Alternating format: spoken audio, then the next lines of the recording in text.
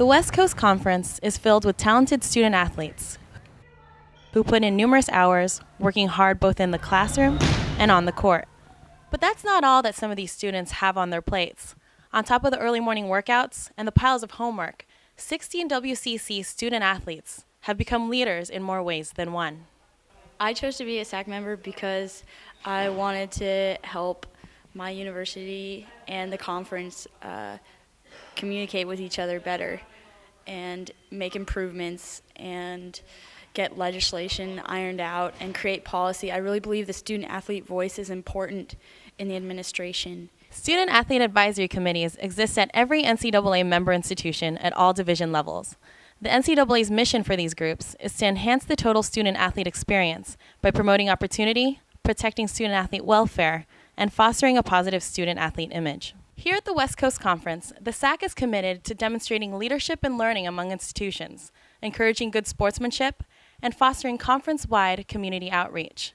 But what does that really mean? First and foremost, being a SAC representative means having a voice and just being involved in all the laws and regulations that that are important to our sports.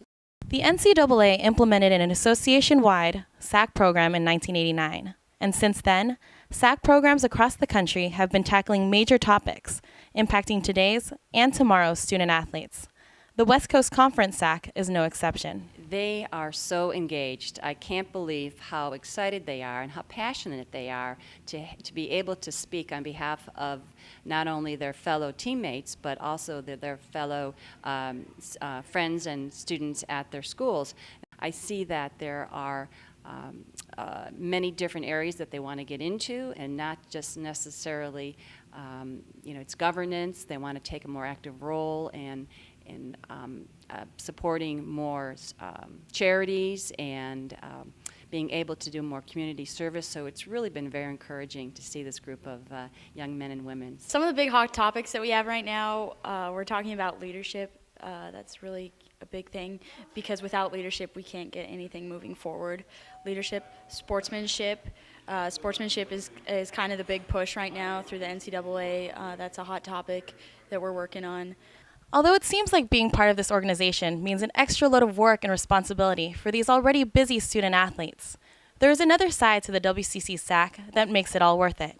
Just meeting people, it's been a blast to meet people from all different sports and to learn about their sports, their ins and outs. And learning about people's sports, I also learn a lot about them and about how their day is and how they have to work out and practice. And so it's just been good to connect with people, especially within the WCC. And I found especially that the people I've met we have a lot in common. Just as members of the WCC, we seem to get all along pretty well.